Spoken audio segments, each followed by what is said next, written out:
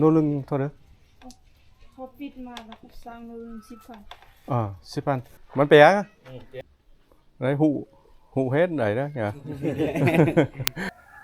Các bạn ạ, có một bạn trẻ người Lào, bạn rất dám nghĩ dám làm, bạn đã bỏ vốn ra và bạn đầu tư cho một bản 85 nóc nhà là trồng về cây cà phê này.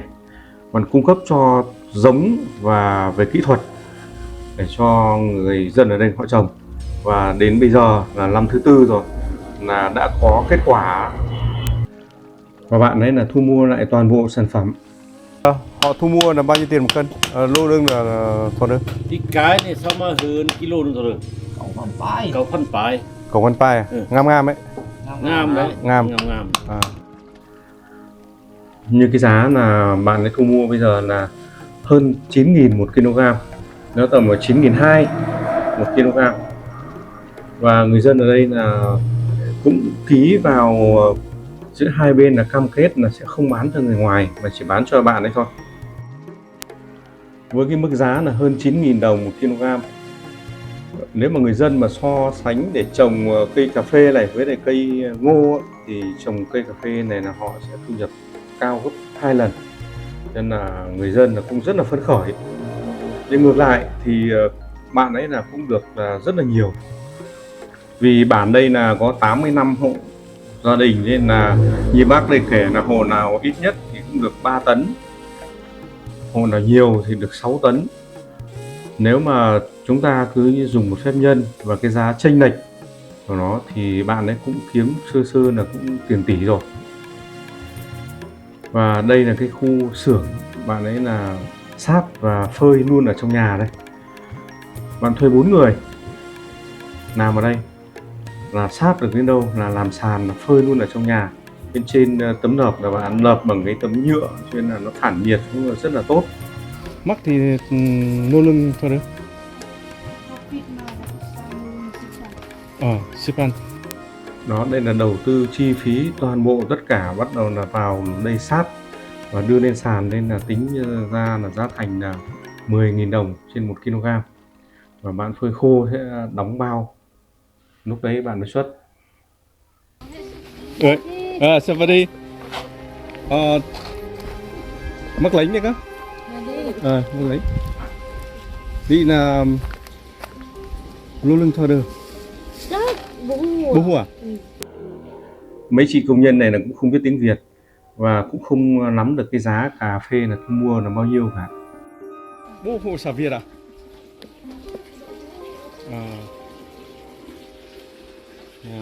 Không có sân bê tông nhưng phải làm sàn.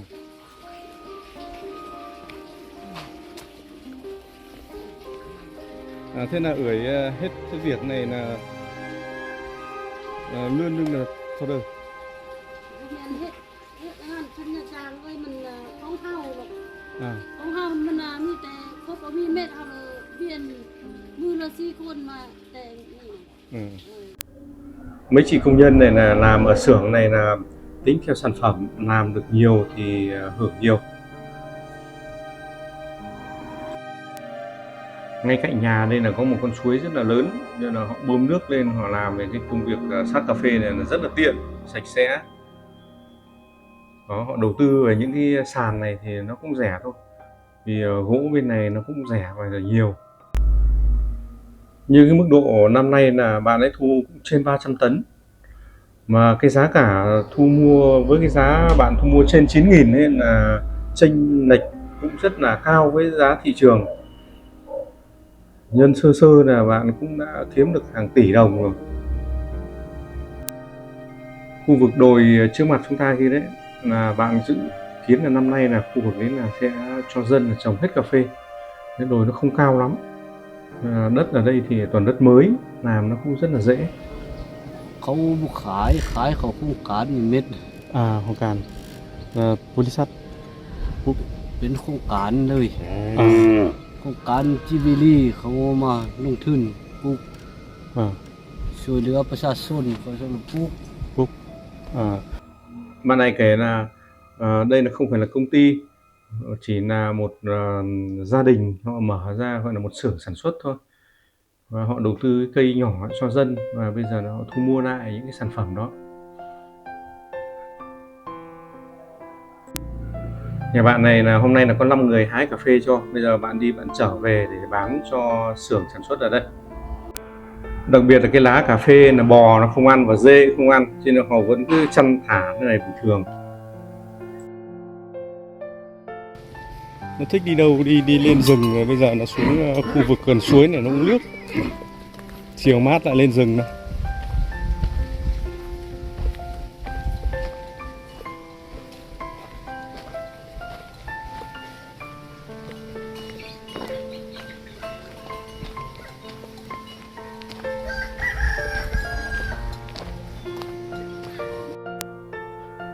Đất ở bên này thì họ trồng toàn đất mới thì họ đốt những cái rừng tái sinh đi, cho nó họ cố cố họ trồng.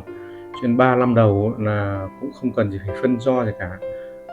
Nhưng đặc biệt về cái phòng chữa bệnh ấy, thì ở đây là họ chưa có kinh nghiệm. Nhìn những cái cây cà phê ấy, hiện tại bây giờ là rất là nhiều bệnh. Chủ đầu tư cho bản này là về kỹ thuật thì là họ cũng không nắm được, chỉ xem người ta làm thôi, xong họ bảo họ trồng thôi, chứ cũng không biết gì về kỹ thuật cả. Đất thì rất đẹp, nhưng còn về cái bệnh này là phải trị. Đó, bên là rụng lá.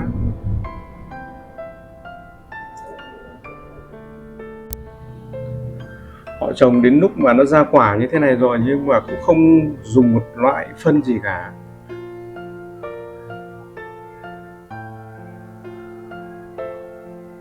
Những cái bệnh này thì người dân họ cũng không biết, cứ nghĩ là nó là như thế thôi.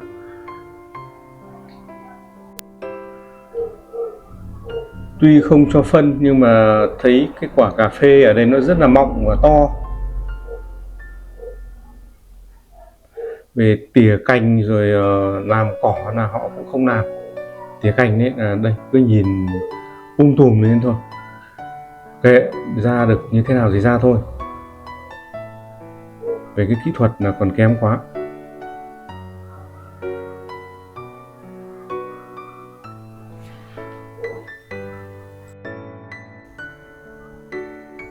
Những quả đồi ở phía trước mặt chúng ta kìa.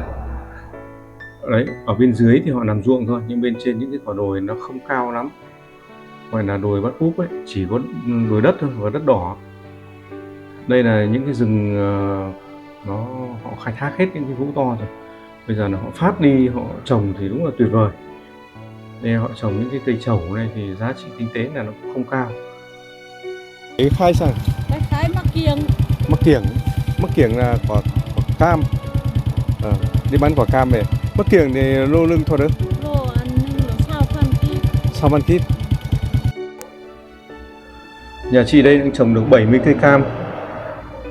Hôm nay là đi bán cam đây, được 20.000 kíp 1 kg. Nó lên tổng là 23.000 đồng đấy 1 kg. Cam của các chị đây là trồng ăn nó chua lắm, họ không biết chăm sóc. Vườn nhà chị thì ngay cạnh bờ suối thôi, về nước tưới là rất là thuận tiện. Hôm trước đi qua chị cho 5 quả về mà bỏ ra ăn thì nước thì rất là nhiều, nhưng mà chua không ăn được.